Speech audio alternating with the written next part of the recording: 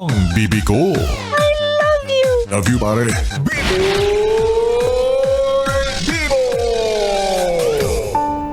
Yes, friend, ako'y nagbabalik, DJ B-Boy Bibo, para sa ating tuloy-tuloy na BB Time tungkol sa usaping Cool Off.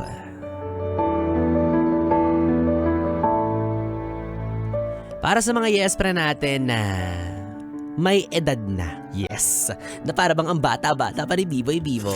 Oo, talaga, sariwa.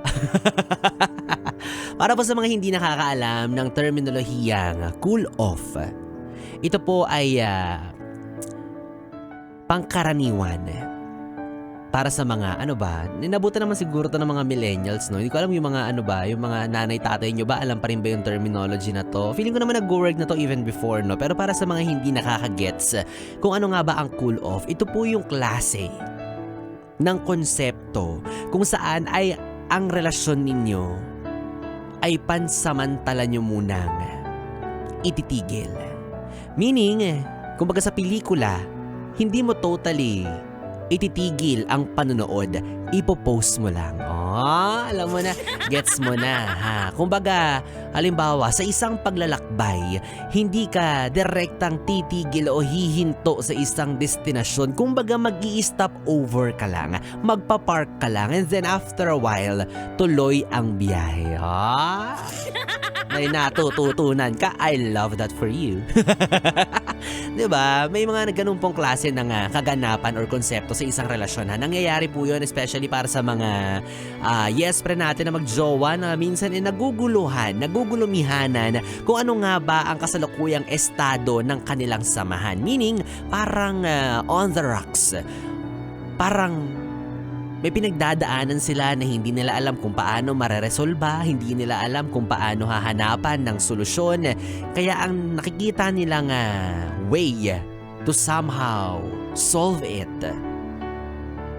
is to take a breath, diba? Hinga muna tayo. Hinga muna tayo pero hindi muna tayo magkasama. Hindi muna tayo mag-uusap. Doon ka muna sa far away. Dito muna ako. Cool off. Pero hindi natin tatapusin ang ating ugnayan, ang ating pagmamahalan. Kumbaga, magpapahinga lang.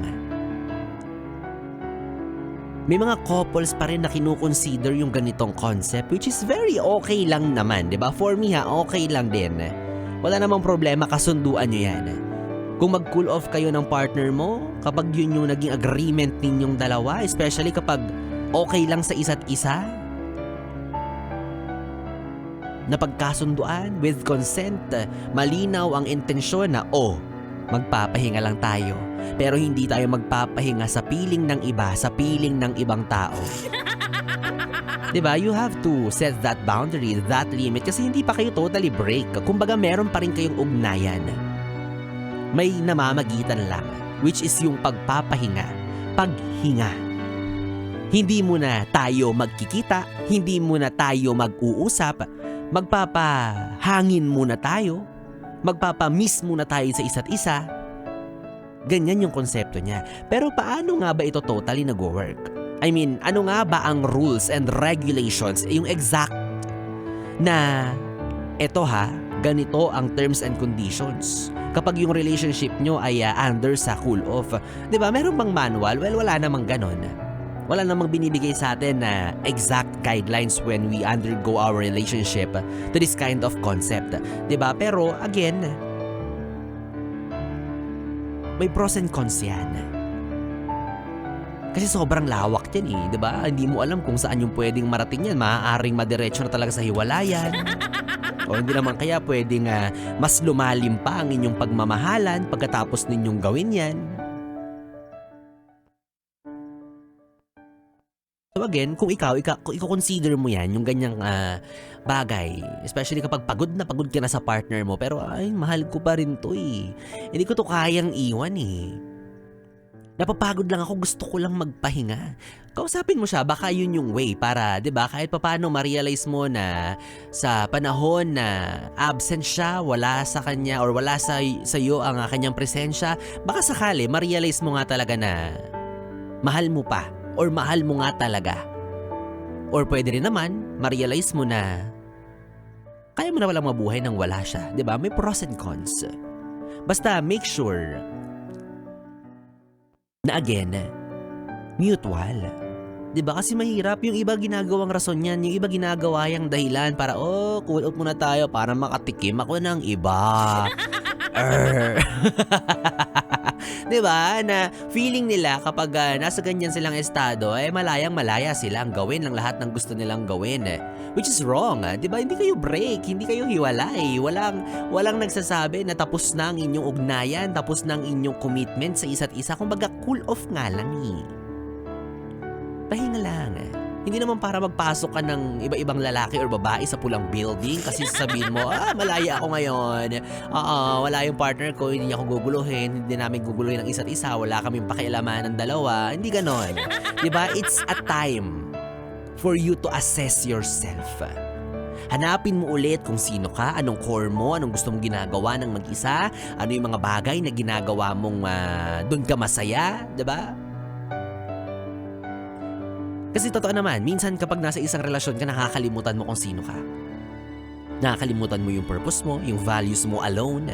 Nakakalimutan mo yung individuality mo. Yung karakter mo. Kasi masyado ka nang attached sa isang tao. Mahalaga, di ba? Nahanapin mo muna kung sino ka. Tapos kapag na-realize mo na, ito nga pala ako, ito nga pala yung gusto ko. Saka mo balikan yung tao at saka mag-usap na ulit kayo.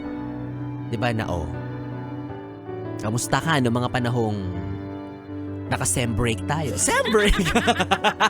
Semi-break, Naka-hiatus, ganyan.